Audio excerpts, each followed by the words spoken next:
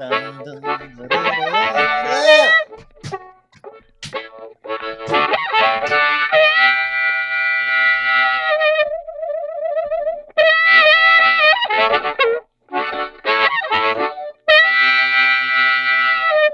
Hi, friends. Good to be back in studio. My name is Dean. That is Lachlan. Hey, bud. I'm here. Hey, buds. Hey, buds. I'm trying to get the bird accent down. Yeah, Hey, buds. Buds. Hey, bud. Hey, buddy. Buddy. hey, listen, can I get a rum and coke? You look like you're gonna mix me a drink. Well, you like my shirt? I had to wear it today. It was Why do you have your laundry cocktail outfit on? Can you spin a couple bottles for me? Yeah, I know. I look like I'm going on vacation. Which I'm not. But speaking of cocktails, I had a couple of cocktails this week. You've been dipping your toe back in. Are you concerned? Like when you drink? Like, serious question. You know, and this is why I wanted to bring it up, because I talk a lot about the fact that I wellness don't drink, and right? I quit drinking 7 years ago. Yeah. Wellness. You just smoke a bale of pot a week. Don't even do that anymore. Have a little toot at night sometimes, 3-4 nights before I go to bed. So my life is moderated, right? Like it's one of those lives that, you know, you get 6-7 years away from any substance, and then you decide, yeah, I'm going to have a cocktail. So anyway, I want to take you through this. So I had an hold on. Go ahead. We should say this. I just want to say this out loud. Yeah. Your problem with alcohol may be different from others people's issues with it, right? So saying that you 6-7 years, you feel like you can dip. There are some people that if they dip their toes back into those waters, 1,000%, they're going to snort the mortgage next week. 100%. So and they say that, like, when you're an levels. Alcoholic, like you got the disease, which I don't know about sometimes, because it's different for me. You got the disease. It's like when you start drinking again, you don't start at where you start 5 times harder than where you left off, right? Yeah. That ain't me, because I appreciate being mindful, being in my life. I like being aware. And when you're wasted or you're high, you're just not those things. You're not emotionally available. You lose the ability to reason. So that's very important to me. And I've dealt with all my shit. It wasn't I can be very disconnected without booze too, though. Yeah, I know you can't do it. I see it every day. But for me, my problem wasn't alcohol, right? Counseling, psychotherapy, all the things, the 6-7 years that went into it. Did you get some electric shock therapy? No, and I didn't know. At the end of that, 5 years ago, I'm like, oh, my problem was me. I didn't have the tools to deal with life. I didn't understand what moderation was, da-da-da-da-da. So, there's been a couple of times where I'm like, I'll have half a glass of wine with dinner, and only in very specific situations. So this week, go out for dinner, special occasion, I get an old-fashioned. You know what an old-fashioned You like the old-fashions, yeah. Love the old-fashioned. My wife is a bourbon whiskey person, and she loves the old-fashions. She loves Old Tub. Very good. I know this because I have to buy that. I have to buy that liquor all the time. Probably a smoky. Well, not all the time. She likes old fashions. Yeah. Well, now you're outing your wife as a big drinker. That's good, because I'm always buying her bourbon. She likes to have the odd cocktail. She does. Got a girl. But I understand the point of cocktails now, because it's about flavor. It's not about getting hammered, right? Because I like being here. So anyway, long story short, well, for you, it's about getting hammered. For me, it's about the flavor. Oh, I've never tasted this before. You can put an orange peel in a drink, and it's delicious. It's got a little boozy flavor to it, a little smoke to it. And then it's a flavor profile thing. Interesting. I've had 2 or 3, maybe 4 or 5. So a couple days ago, go for a dinner, kind of a special dinner. I get this old fashioned ordered for me. I get to the table, I drink it over the course of an hour, and I'm buzzed. Like, I'm like, ooh, this is okay. Yeah. I hadn't felt that in a long time. So I cut it off, have a great night, enjoy my waters. Just was like, I don't need to feel any different than I felt before. So I get home. Plus, you probably needed to perform. I actually didn't have to perform that night. Okay. All so right. I get home, sans performance. I feel weird. I wake up at 3:00 in the morning, like wide awake. That is what I used to do when I drank. You'd wake up at 2-3 o'clock in the morning, bing, and like, brr, and my whole body was like, "What are you doing, dude? What are you doing?" Wow. I couldn't get back to sleep at all. And then the familiar like pain in the middle of your chest and all the things that was from one drink. Granted, it was huge and stiff because everybody makes them different everywhere you go. But I thought to myself, and I wanted to tell you the story because it was like, hey, listen, I sit here and I advocate for people not to drink. This is a pretty decent reason why. Because I'm off it for 7 years and then I have one big drink and I'm like, that's no good. My entire nervous system was like, fuck you. That sounds a little psychosomatic though. No, dude, it wasn't at all. I've had several cocktails in the last year. Several. Also, I will say never had this. that feeling. But I know the feeling. Like I know that everybody knows it. Like if you drink too much, you wake up in the middle of the night, you can't sleep, your sleep pattern sucks. And if you love sleep, I get head sweats. My head sweats, just my head. If you love sleep and don't like head sweats, if you love to sleep to a person, and I can tell you this, you drink all you want. Don't care. Good for everybody. If you love sleep, that was a great indicator of why I do not drink and why it's probably, and will I drink again? Absolutely. I'll have a couple cocktails here, a glass of wine there, maybe half a glass. Probably won't finish it. Don't finish my drinks. Enjoy the taste. But holy fuck, what an eye opener for me. I think there's more to it than the actual chemical makeup of your body and how it reacted to the booze. I think you're also, because I know you and I know what you're going through right now. Like you've got some stress in your life. You like not stress, it's good stress. It's just there's a lot happening right now in your life. Like, and we haven't talked about it, but like that ACAST deal, like that's massive for you and for Crier Media. You've got this fact check stuff happening behind the scenes. You're literally being like beat up every day with constant change. Yeah. And I think that probably has just as much to do with it. Here's my thing with booze, right? Like I have a certain amount. What's that? Or it's poison. And I almost poisoned myself. It might be, but here's my thing with booze and sleep. Like I know, like I'll be literally like I'm watching Shogun right now. Have you watched that? It's awesome. Yeah. Have you? Where are you at? What's the white guy's name? I've got like 2 episodes to go. I haven't watched it for a couple of weeks. What's his name? What's the white guy's? John Blackthorne. No, John Blackthorne. They call him Engine. Yeah. Engine. So I finished last night this week's episode. It's awesome. So you got to catch up. So we can talk about it. All right. Catch up this weekend. Anyway, where was I going with that?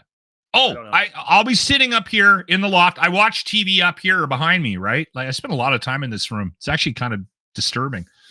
And I'll have a couple of beers, right? Like I might have a glass of wine with dinner, and then I'll have a couple of beers. And I will literally be drinking that 3rd or 4th beer, and I'll sometimes even put it aside. Like I'll get up in the morning, come up here and clean up the room because I don't want a bunch of liquor bottles behind me when I'm doing the podcast. Smart. So I will literally have a beer. It'll be half full, and I'll go, okay, yeah, because I know, like, okay, if I have 2 more, 3 more, even half a beer more, I'm not going to have a good sleep, and it's going to impact my day the next day. So I know when to shut her down. See, that's why you're not an alcoholic. That's not why you're a greasy piss tank. You can moderate. I can get there a lot. Like there's days where I get on my horse. Dude, you know how many phone calls we've had at like 9 o'clock at night where you're like trying to figure something out and you're slurring and I can hear you open a drink. Maybe several. But you have a moderation gene that some people don't. I have that gene now that I don't feel like being out of myself, which is really the biggest difference. And when I had that massive drink and I felt different, I didn't like that. That was the part where it's like, nah, I like being in control. Like I'm that's good. That's good self-awareness, Dean. Yeah. Good for you. Yeah, that's why. And it's funny because I work with guys, you help them, and they're all convinced it's a disease and they got to stay away from it. Maybe they do. Maybe they do. Maybe they don't. But I'm here to tell everybody that if you deal with that shit, great. If you want to drink, go ahead. If you can moderate. But holy fuck, when you get back into it, if at all, like, hang on, you get back into that stuff, your body does it. Your body, liked you not drinking for a long period of time for a reason. Because I know people that that can't be around it. Like, oh, dude, Steve-O. So Steve-O's one of those dudes, right? And I know Steve-O, he's a great guy. Jackass? He got sober just before I did. Yeah. And he won't go on a show where people are drinking or smoking. And right? that's, yeah, I get that. I understand. There are people out there that I'll give you an example. I remember one time going into an AA meeting. It was early on. It was like 6 months in or something like that. And for me, it was all I could do not to drink at the time. Right. I had to be in those rooms. I had to go be honest. I had to have those conversations. I had to admit to these people that I was like them, which is weird when you walk in and you see them and you're like, oh, I guess nothing separates me from humanity. Addiction's the great equalizer, all those things. Mm-hmm. And there's a woman that walked in. Name escapes me. Doesn't matter. It's supposed to be like quiet anyway. You're not supposed to tell people anything. But I will tell you the story. This woman walks in. She's significantly older. And she's in tears and she's shaking and she sits down at the big square table and we're going around, gets to her and she's like, hi, I'm so-and-so alcoholic, bawling her eyes out. Sober for 23 years. But today I drove by a liquor store and I almost stopped. And that's why I'm crying and shaking. And I'm like, I fucking hope that's not me. In 23 years, yeah. And all these people were going to AA meetings. So that was my ticket to go, I need all kinds of other help. So that's not me. So that's what I did. I engaged in wellness. I went and got a therapist, psychotherapist, counselor, addictions dude, got into philosophy, literally cognitive behavioral therapy to change the way my behaviors are looked at by myself. All those things were really important. And not only do I not give a shit, I know that that's not good for me. And I know I can moderate my life. And I know what's there too. So there's a significant amount of fear that's built in, right? Like, that feeling that I had was that feeling I didn't want to get away from, right? I wanted to be in that feeling for a long period of time. When you get like 7 years out of that feeling, 7 years out of like not waking up at night, sleeping 8 hours, solid as a fucking rock, feeling good about yourself, putting your mind to work, putting your best case scenario to work for yourself every day because you're physically here and you're not drawn to something else, that I'm addicted to now. So I have a different way of looking at life. But to your point, there are people out there like this young lady who's not, and I believe she's not with us anymore, who literally on a ledge for the rest of their lives, anxious that it might get them again. Yeah. Right. And I've known people like that. That's why I think you gotta, I'm not chastising you here. I think you have to be careful when you're having this discussion because there's levels of it. And I believe just based on my experience with alcohol personally, and I believe with my experience with seeing others struggling with it, that I know some people that cannot, once they start, that is it. They are off to the races until they fall down on their face and then physically can't put it in their mouth hole anymore. And it's bad, right? And I'm so glad we're doing this on a Friday. I love it when we get on the podcast and we have a 15, 20-minute discussion about sobriety. I know, but I'm not. That's the thing is that I wouldn't consider myself. All I'm thinking about right now is my totally 6-pack of beer for my Friday night. I might start as soon as we get off. You can moderate. You're not showing up to this thing with a fucking tumbler full of rum. Bite me in your moderation. Speaking of getting on with it and moving on to better subjects, I had no idea so many people had an issue with Canada's new wealth tax. I didn't know. I had no idea. We were on the podcast yesterday. Let me set the table. We'll get into it. So yesterday we were talking about the wealth tax. So Canada, if you're just listening, institutes its new wealth tax, capital gains from 50% to 60%, targeting the richest 0.13% of Canadians. Now, that's what they said they were doing. Correct. However, the devil's in the details, right? So the more we look into it, the more we realize nobody is exempt from the capital gains tax. That goes for old Locker there, who spent his whole life trying to build equity and capital as a retirement plan. And that was my issue with it. You keep going, but I mean that like we have this plan in place, and then like all of a sudden, just arbitrarily they decide, not today. Yeah, we're gonna and the majority of people, majority of businesses in this country majority of people in this country who own homes are not those big corporations that the liberal government is telling us they're going after. They're going after fucking everybody. Everybody. Yeah. Right? Now, what's happened since, this is only a couple of days, even on my street, several for sale signs have gone up. Yeah. Because this thing gets cooking in June 25th is when they're going to change the tax code. So anything you make over and above 250,000 when you sell a property, a business, something, so capital gains gets taxed 67%. So in the case of someone like you stand to lose hundreds of thousands of dollars. Now that hundreds of thousands of dollars was hundreds of thousands in your pocket yesterday, which will be going to the government on the 25th. Well, I think I understand, and I've never been inundated with more people going, dude, we're going to get fucked too. You don't understand. So the more I looked, and I'm not apologizing, what I am saying is that because I am in no danger of paying capital gains tax for anything, because I don't own shit. So you didn't look into it. That was a self-interest thing to me. And we all approach this from self-interest. So eyes wide open. I don't want my friend Lachlan to get fucked. I don't want the average Canadian getting fucked. I don't want anybody who's had the ability to do this for themselves with rental income properties, et cetera, businesses. I feel terrible for them today.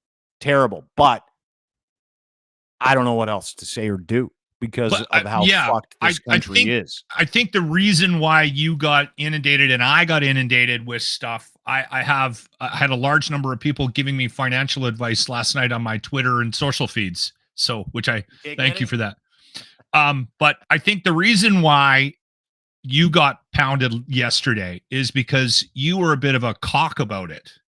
You were like, you turn this into, and this is what happens. And I'm highlighting this not to be a dick to you or to make you look like a dick, but this is what happens is one side or the other will find a way to make an issue out of something in an effort to like secure a point about whatever side they're trying to prop up. And that's what I felt you kind of did yesterday with this, because I didn't know a lot about it, but just from a surface look at it yesterday and hearing a couple of things, I was like, I think this is going to screw me. And I don't think this is not just 0.13% of the population. No, I think a lot of people are going to be impacted. But again, I'm always careful with these comments because I'm not a very educated guy. And I didn't take a lot of time to look into it. But I read enough about it yesterday to go, I think the numbers are wrong here. Like, they're going to really screw a lot of people. And then you went on your horse about, we need to screw the wealthy and take them down. And that's why we had the reaction we had. Totally. We need to fuck over the extremely wealthy, like the oligarchy, that shit. We need to get them to pay their fair share, but they're downloading that onto you.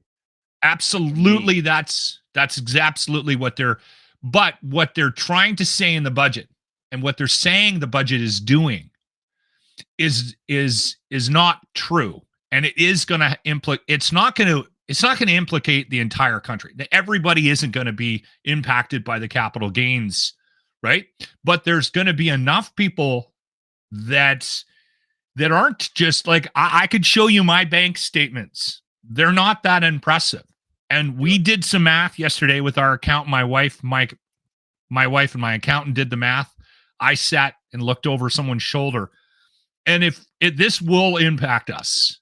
This does have an implication on us and our retirement. So we have to make a decision right now whether or not we sell or whether or not we hang on to this in the hopes that this will get overturned or it won't get through, or somebody will wake up in the government and go, this could actually start a housing crisis, and that might not be that good, right? Well, okay, so here's the thing. Let me get to that, right? What you're going to see, because you're seeing it now, I'm seeing it on my street, physically seeing it, and you can read the tea leaves. Spoke with a real estate guy today, buddy in my neighborhood who's like legendary real estate dude, and I'm like, what do you think? And he goes, we cannot keep up with requests today for listings. It's gonna cause a crisis across the country. Okay. And I'm going to leave the middle part of this country out because Calgary, Edmonton, Calgary, specifically oil country, they go through booms and busts every 6 to 7 years, right? Because Yeah. of the oil industry. So Yeah. house prices move up and down, but not extreme, right? Let me tell you a story. Toronto and Vancouver, they have speculated their way to fucking over every single person that lives in this area, right? Yeah. Houses haven't gone up 4%, 6%. They've gone up 200, 300%. So not as bad something in that Edmonton and Calgary, but there is similar issues in some of the other markets across the country as well. But Vancouver and Toronto. it's a joke. Crazy. Toronto was just announced as the world's most expensive city. More than New York, more than London, England. And it's comparable to Tokyo at the moment. That's how high these prices are. There's no rent control in Ontario. There's no rent control in British Columbia. There is speculation on top of speculation. New builds are down, and they're trying to lie to us and tell everybody that houses have to be $2 million for a teardown. In this area, they are $2 million. I live in a townhouse, just a modest townhome, 3-bedroom, 1,500 square feet. For sale sign next to me, $1.4 million. It's a townhome, $1.4 million. They listed these 2 years or 3 years ago when they built them, starting at $640. Most expensive one was $8. Yeah, 1.4. So you're talking about double, right? And I am stuck. Like part of this is crazy because I look at you and I'm like, fuck. Or I look at my friend who's from a family that worked real hard and they've got 3 or 4 income properties. And I'm like, fuck. But then I look at my son or anybody else who's 24, 25, 26. And I'm like, this is good for them, but it's bad for you. And so correction, maybe overcorrection for sure. I don't know what but the oh answer my is. God, I don't like that's the part that we're all struggling with. And depending on what side you're on, you can't have this conversation with anybody. No, because you're a libtard or you're a commie or you're fascist. And to your point, I don't think it's cool. Like I was cheering against, like I'm cheering against the uber wealthy in this country, the top 0.1% to get fucked for sure. I am. Yeah. But I don't think we should be cheering for the loss of wealth for the average community. or the lack of ability to actually make money. That's the issue that I have. And again, that is an underlying sentiment in this country as well. Not that I've ever had to worry about it, but there's a lot of people that are like, listen, the chips are stacked against you to make money in this country, whether you're investing or buying real estate or whether you're trying to start a business, big business, small business, medium business. The way that the tax codes and everything is structured in this country, they really cap you, right? And I think that's the bigger issue right now. And then when you start to rail against that, you get thrown into this category of, well, listen, you're against taxing the rich. So, and again, we're back to that basic conversation that we've been having for months about the division in the country, right? And that's why I was so careful about it yesterday, because I don't want to seem like you're going to get fucked. I don't want it to seem like I'm against the idea of going after the oligarchs and the people that are making a lot of money that are avoiding taxes, right? That spend thousands and thousands and thousands of dollars finding ways and loopholes to get around things that are still there, that this government and past governments have never closed, that have allowed them to actually continue to do this. It's that little guy, that middle guy that's just trying to eke out a living in this country that just keeps getting, and that's exactly what this budget is doing.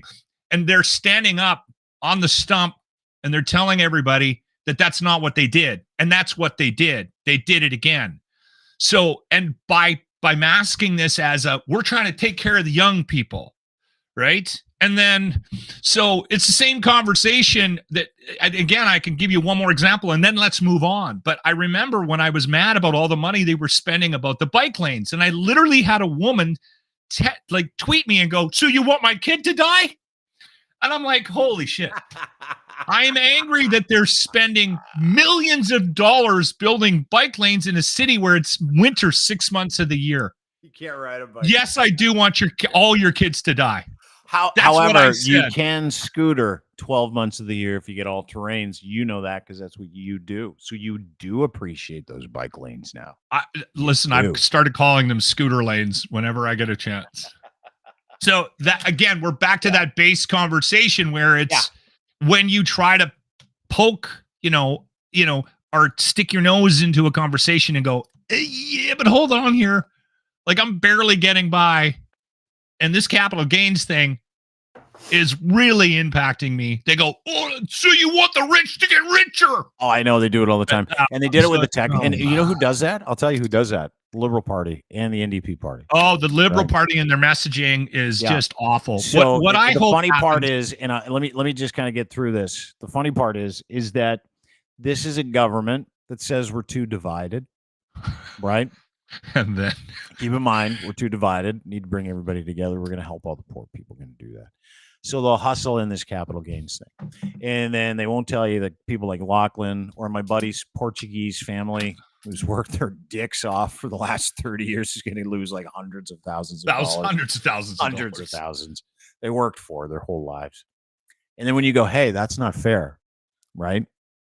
The Liberal Party has their people go, you're just supporting the rich. Now, it's exactly what's happening with this whole thing. And that's why it's so infuriating to me. Yeah. But here's the thing. The Liberal Party did that.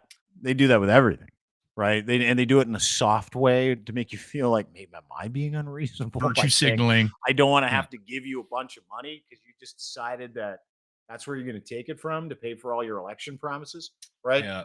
And so the business of dirty politics is what it is. And you see it all the time. And we see it today. Everybody gets caught up in it. But we never look at it from both sides.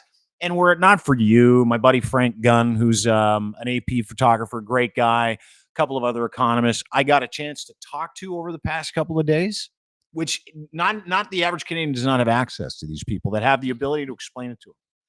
I wouldn't be having this conversation with you right now. I'd be like, fuck it, don't care. Doesn't affect me. Because that is generally how every single Canadian approaches everything political, everything monetary, is from a place. It's not just Canadian, no. We're doing it in all democracies right now. A place of self-interest. That's how we approach these things. So when Lachlan's yelling at me for making fun of people for being okay, not being okay with losing hundreds of thousands of dollars yesterday, he's approaching it from a place of self-interest for him because he's got money wrapped up in properties which he would like to sell at some point and not get dinged an extra couple $100,000, right? Yeah. That's self-interest. I look at it like, I don't own shit anymore. What do I care? So that helped curate my conversation. And I think if more people did what we do, right? Not that we're heroes, applied the ability to reason and got outside of your own self-interest and look at the entire thing, I think we'd be having better conversations about this. Back to that, I think there are things that they could have done. Honestly, they should have shut off some of those loopholes for the uber rich, right? Which this Liberal government hasn't done. And this isn't a Liberal versus conservative thing. They had a chance to do it. It didn't get done. And that's I think is something that people need to think about as we go to the polls here in the next year and a half. But I do think that there's some of the, and there are provincially, there are things happening that are helping out the housing crisis. And just the Liberal government with this budget is not, I don't think they, outside of the grants and things like that to get new builds going, I'm not sure that it was an effective budget for the housing crisis. But the rent control conversation, I think, needs to be had. And there needs to be a conversation about making sure it's done properly, because there are some attempts, and look at provinces that have had success with rent control. Like Manitoba is one, where if you cannot raise it a certain percentage, and you can't raise it while somebody's in there, right? Like there's elements of the rent control in Manitoba that should be implicated in other provinces. In BC, they're doing things because every area is specific. You mentioned it. You set it up at the beginning of this conversation, Dean. Like what's happening in Toronto is different than what's happening in Edmonton with real estate, right? Mm-hmm. So it is a provincial problem in some cases. And in some situations, it's also a city issue, right? Like Vancouver, Like there's an Airbnb problem in Vancouver and in parts of BC because anybody with any rental property is not going to rent it to somebody for $1,500 a month. They're going to put it up on Airbnb. And so there should be rules around those companies, and that's hurting the housing market as well. And again, dude, that's the number one driver of housing inflation. Airbnbs and corporations. So here's what people don't know. In that budget, there was no penalty for people who owned and corporations who owned more than X amount of homes. And that's what I was trying to say that yesterday. They should have, instead of making it a number on the capital gains, they should have made it a number on properties. The number of how much properties you own in your portfolio and how much money you're making from those properties. There is a company out of the United States that owns more homes in Canada than any company, any person put together in Canada. And most of those are rentals, Airbnbs, Vancouver, Toronto. Thousands of properties. Thousands. See, those are the people that should be forced to sell X amount of properties and give X amount of that capital gains, not 67%, 70%, 75%. And then they should turn around and look at people like you and go, Loc, you've done a great job saving for your retirement. We're not going to touch your capital gains because you only own 2 properties. And Mr. Portuguese Johnny over there, the Italian gentleman, the people from Poland who worked their entire lives, another Canadian family and that have got 3-4 rental properties, you too. Good for you. You're Canadian. If you're a Canadian, and they didn't go after foreign ownership. That's the other thing. Again, but if you're a Canadian, if you're a Canadian citizen and you just own houses, they can tell the difference between that and corporations. Nothing said, hey, companies in China that own 500 rental properties, you're giving those back. Fuck you. Companies from the United States, like Lehman Brothers, other companies that have managed to figure out that if we own all the properties, we can change and set rates across different parts of this country, which is what they've done. If they said to those people, we're coming after you, like they do with international students who come here for fucking school, and we bend them over for an extra, I don't know, 1,000%, do the same fucking thing. Reward Canadians, burn the foreigners, and I don't care where they're from. Take their money, give it back to Canadians. That's what they should have done, and they did not. Because you know why? They're afraid of being called racist. That's the woke part. I wonder if that's part of it. And the other thing, too, is now they're going to run around and defend this budget for the next couple of weeks. And then there's going to be a bunch of people fighting online because they have propped this up as we're going after the rich. And I don't think that's what it is. I think this might be a little bit of a pig with lipstick. They're going after the rich, and then under the table, they're kicking each other going, and everybody else. Yeah. Right? Yeah. That's what this government is in so much. And I tried to lay this out yesterday. I got news for you. You want some news? Big news. Okay. About this government. Justin Trudeau will not be running again in the next election against Pierre Poilievre. Really? That was just, can you call it announced? I don't think you can. This morning I recorded Kinsella and Adler, right? Adler and Kinsella they got a pipeline into every war room of every party. So this morning, Warren Kinsella dumps on everybody. Trudeau's not running. Mark my words, he ain't running again. And he knows why. He's going to get massacred. Doesn't want that on his resume in the next election, right? Yeah, he's in trouble. Super underwater. And 2 of his best friends are organizing leadership consultations right now. A gentleman named Domenc Leblanc, who's an MP, who's loved by people on both sides of the aisle, and a gentleman who was the governor for the Bank of England and the governor for the Bank of Canada. You'll hear this name a lot. His name is Mark Carney. One of those 2 gentlemen is allegedly, according to Warren Kinsella, in his latest breaking news, heard on the Charles Adler podcast, go and download it anywhere you get your fine podcasts, that Justin Trudeau indeed will not be running in the next federal election. So there you go. Yeah, I had a conversation yesterday about that, and that actually came up. It's funny that it because it was a conversation about how does that guy think it was a. I think that this budget was a litmus test, and I think with how poorly it got laid out, and the fact that they have not, they've refused to change their tactics. Like I said to you yesterday, I said, let's, like, in a magic world, let's make Dean in charge of all decisions for the Liberal Party. Everything has to go through Dean. Would you have done what they did? And you said no. Anybody that's at all remotely connected to what's happening in Canada would not have done what the Liberal Party did. And now all that spending. Do you know what I do? It's just so stupid. Yeah, it's dumb. You know what I do? If I'm the Prime Minister, Dean for PM, by the way. Even though I wasn't born in Canada, Dean for PM. I would have gone after Chinese money, Russian money. I would have gone after all the autocratic money that's pouring into this country. I would invent RICO laws for organized crime because that is a problem in this country. And I would take all that money, all of it. I would take it, roll it up into a big fist of bills, and I'd hand that several billion to $1 trillion to the government. And I'd say, there you go. There you go. Give it to the poor. We're not allowing this anymore. Foreign ownership. We're not allowing it anymore. Yeah. That's enough. That's enough.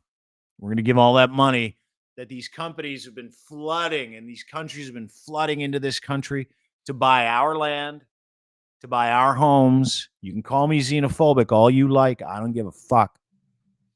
And I would give every Canadian first right. Doesn't matter where you're from in Canada. You have the first right to purchase or sell anything you want.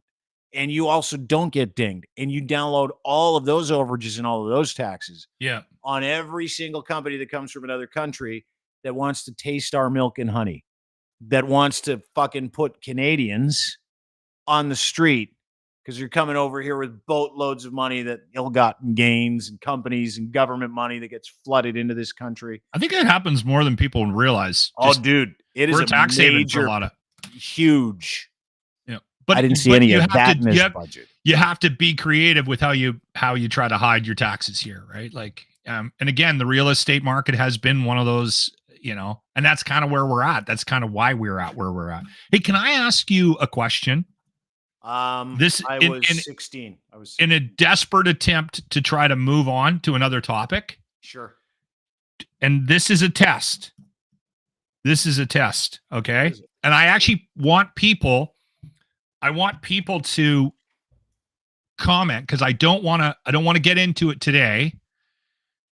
I want to, if you know what this is, I want you to send me a message. You can do it publicly or DMs. My DMs are open. Probably the best way to do it is on Twitter at Loc and Cross. Do you know what IBLP is? IBLP? You might not, and it's okay. Institute in Basic Life Principles? Is it a cult? Yes. Yeah. Yeah. I'm familiar with it now. Institute in Basic Life Principles, described as a cult. Is there a Canadian angle to this?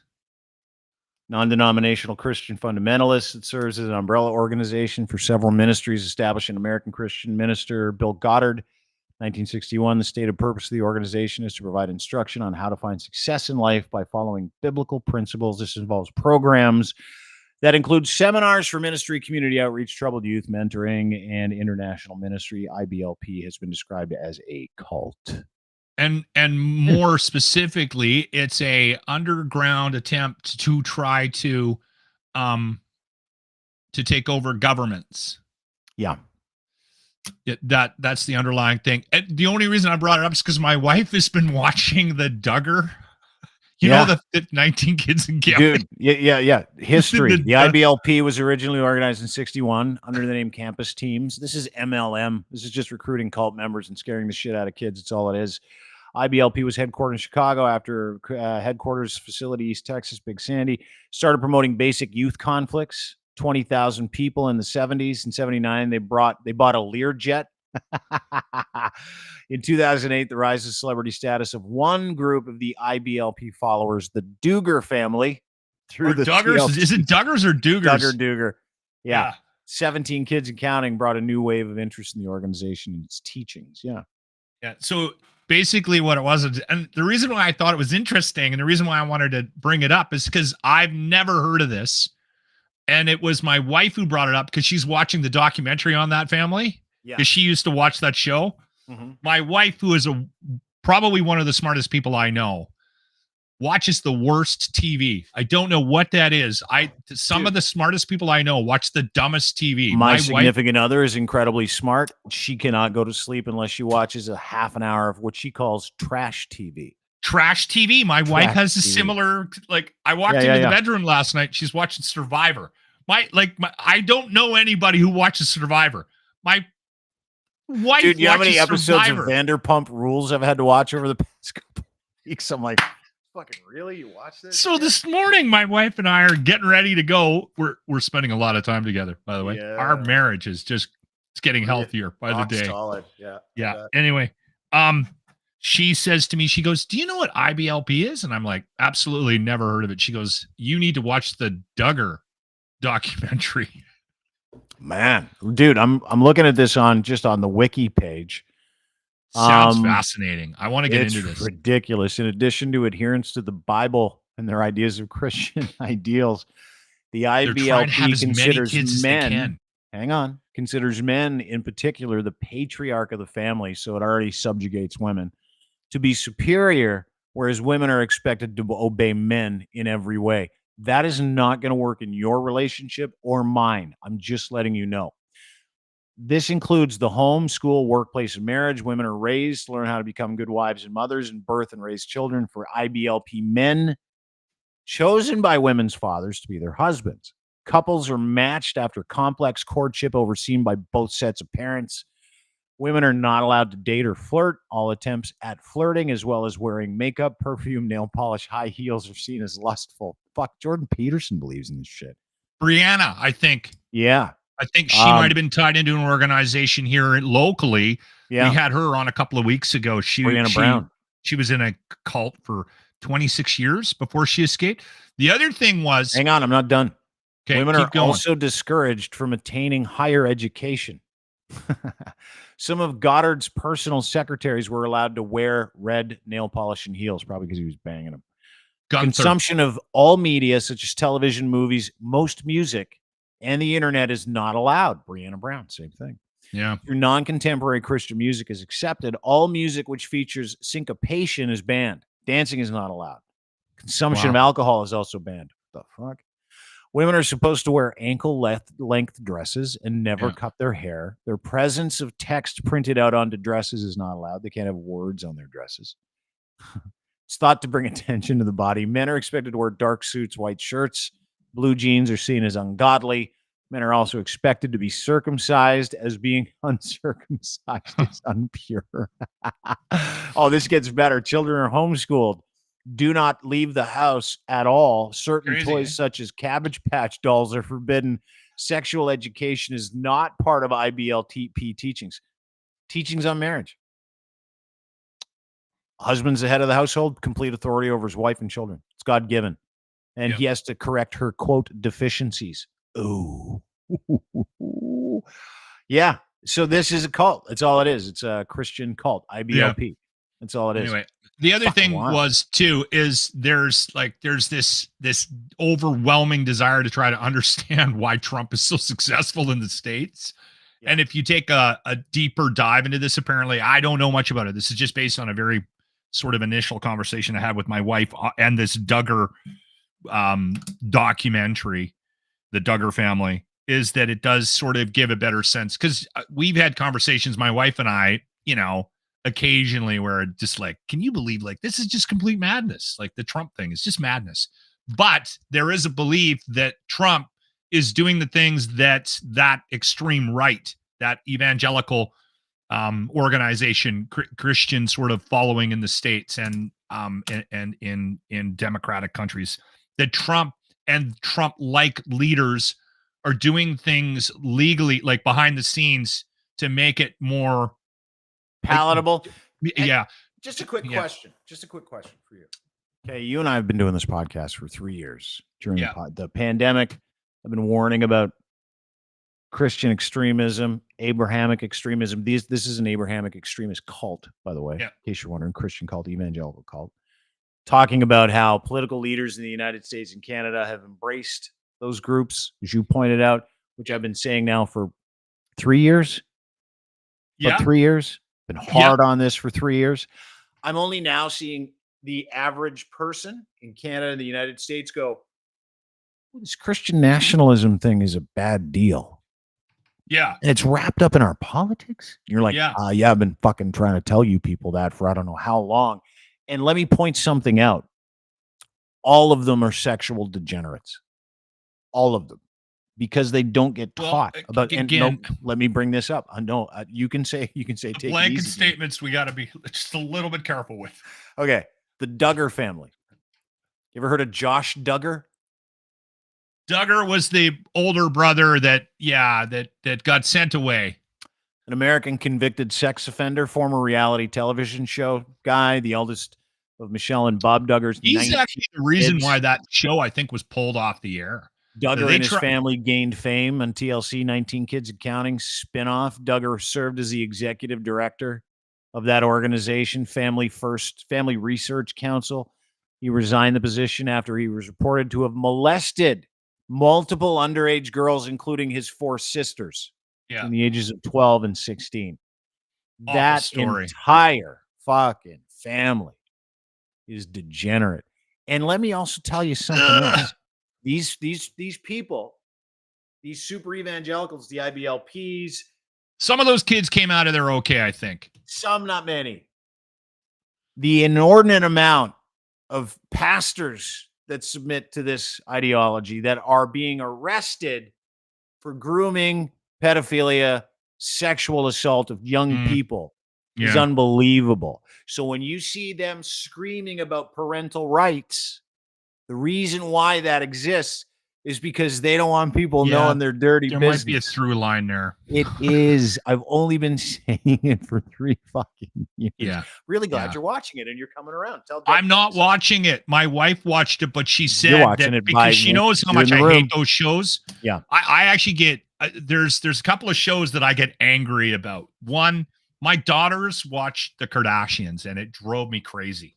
And they used to actually, if I walked into a room and the show was on, they'd turn it off because they didn't want to have the conversation with me. Because I'd be like, don't tell me you're not watching that stupid show. Yeah. So there was that. The other one was that guy in Vegas with the 6 wives. Yeah. What's his name? Sister wives. Cody. I hated He's down that. to like 3 wives now. He's down to 3 wives. They keep falling off. I hated that Mormon. show. That's different. That's Mormon. And let me kind of take you through that. See, this is how stupid that guy is. I was single for a long time. I have a significant other. Conversations that we've had. We're not married, none of that stuff. Would you be interested in other relationships, because we don't live in the same city. It's a long story. I don't want to get into it. And I'm like, no, I don't want more of this. You're already a lot of work. Yeah.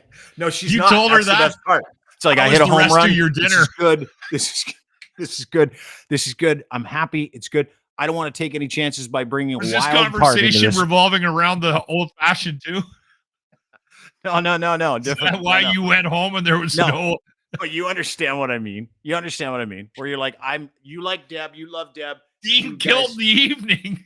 You guys have your capacity for information before each other. You get home, you talk to each other about each other's days.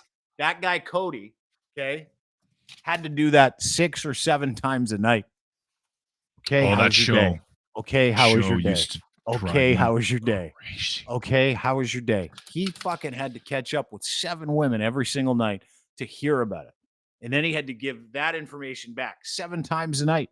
And I'm like, I don't want to do that twice in a day, 3 times in a day. I don't want to balance all that.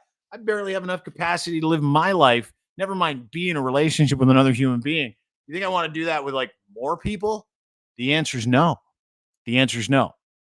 But when I was married, I definitely meant it the way you think I meant it, which is, you think I want more crazy? You're nuts. You're absolutely nuts. I have been very, very honest with my wife about the possibility of, like, we've got something we've built to it. Like, we've been together a long time, and we're at a very comfortable part in our lives. But it takes work. And all kidding aside, we can have fun with this conversation. And Dean's having fun with this conversation, and he's got a new relationship. I can't wrap my head around the idea. I'll go back to a conversation we had on the locker room a couple years ago with this woman. Balance it all. Like, do you want to book a full day? I have to go to work. I can't just, my work job can't be in a bunch of relationships. I have no interest in any of that. Dude, unbelievable. Anyway, so we had this conversation about polyamory, and at the time I had no idea what it was. And we had this woman call up, and she was in a polyamorous relationship. I'm trying to remember her name. She was very, very like nice girl. And she was also kind of funny, and it was a good conversation. And we kept her around actually for like, when I found out, like my initial conversation on the phone with her, I'm like, you need to come down. We're doing this on Friday's show. And she's like, absolutely. She came down, and we had her on the show for an hour. And the one thing at the end of it, I remember saying to her is just listening to her have this conversation about what it takes to have multiple relationships and this, and we do this, and we got a couple friend in Calgary and blah, blah, blah, blah, blah. And I just looked at her and I said, and I didn't mean this as any disrespect to the relationship that I have and what I've built with my wife, but I looked at this woman and I just said, oh my God, it sounds exhausting. That's what I'm saying. And she said, it's a lot of work. And that's the problem I have with it, right? Like, I want what I have with my wife. I don't want to try to replicate that. And never did. Never thought that, hey, listen, what kind of personality type do you need to be if you're a man that thinks that he can have multiple relations, or even a woman? Like, I don't understand the women that have, even from like 20, early 30s, whatever, when you're playing the field and having fun. I can't even wrap my head around the idea of having 4 or 5 on the go. And like, I've met young women that are like, oh yeah, I got, John over here. I got Bill, he works at the gym, and I got, Eric's up in Fort Mac, and he comes through on the weekends. And like, I'm like, what are you doing? What are you doing, woman? You are insane. She's very active. I hope she's wearing condoms. Well, yes. But men do it. There are men out there that think, I applaud women that do it. I think men do it, and they do it on the sly. Generally speaking, women are like right up front, like front. I think generally women are a little bit more. Yes, not always, but I think guys that are in multiple relationships, they don't talk about the other ones. Women are like, I'm kind of. Or what about the guys that end up in a relationship, like their kids find out that they have brothers and sisters in another town? Never trust a traveling salesman. Never. Because he for sure has a family in Red Deer.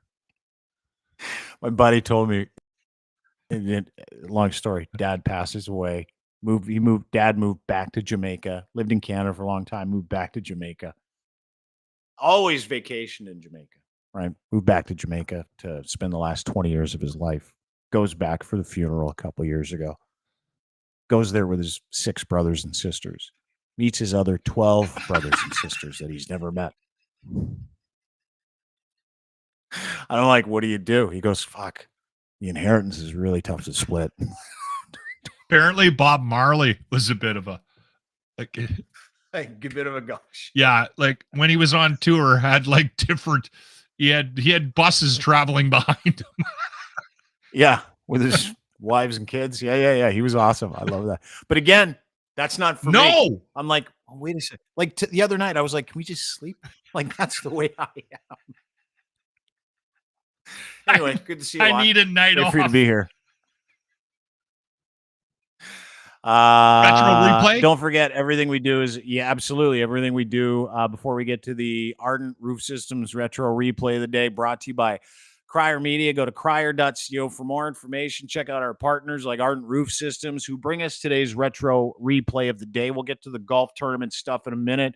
What do you have for us this afternoon, sir? This is a very dangerous segment I used to do on the locker room called Dr. Loc, where I used to give out on the regular advice about your health. The Loc Retro Replay. Here's my belief structure revolving around what we're going through. Let's right also now. just point out, which medical school did you go to? I did not go to. Which university? I think it's partly because of overpopulation, and I think Mother Nature is just finding a way to call the herd. So you're saying that we need to kill people? No. So what I'm getting from this Dr. Loc segment is we need to let people die. No. You guys are going to get me in trouble. What, Dr. Loc Kevorkian?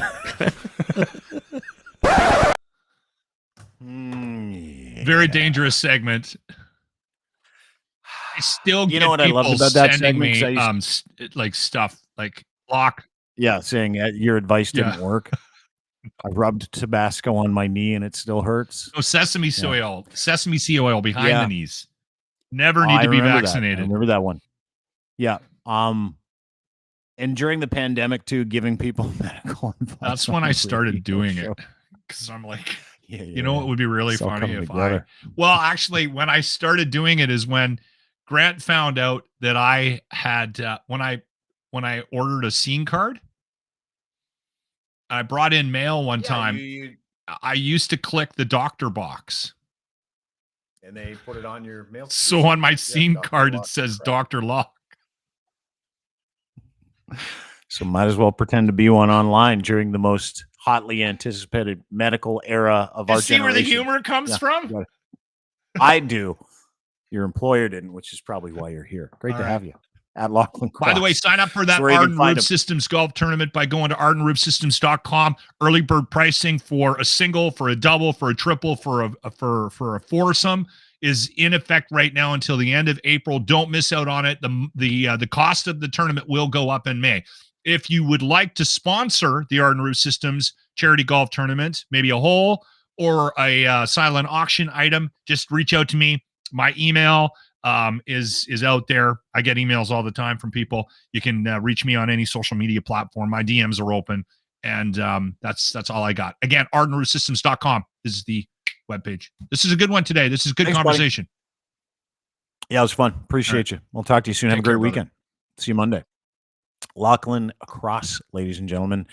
That's it for us. Hope you have a wonderful weekend. We'll be back on Monday. As always, we're brought to you by our friends at Cantork. Go to cantork.com for more information on rugged, hard-working torque wrenches. They are Canada's leading industrial tool experts, the very best in sales, service, rentals, calibration, maintenance, custom fabrication, and industrial torque tools. Unparalleled expertise for 20 years when it comes to their top-of-the-line torque and tension tools, flange management, maintenance systems, impact sockets you can rely on. Highest quality products designed to withstand the most demanding conditions, ensuring optimal performance and peace of mind. They've been at it for 20 years, manufactured, designed in Canada, from tool rentals, calibration services, and repairs to custom fabrication and distribution opportunities. Cantork gives you a complete range of services and products. They are your one-stop destination for every single bolting need in any situation, in every industry. Heavy industry machinery. They do it for people around the world. They do the oil and gas industry. They do tunnel boring industries. They do nuclear industry, forestry industry, heavy machinery, and they're proudly Canadian. Go to cantork.com. It's a brand new website, cantork.com. Products, services, news, about, podcast.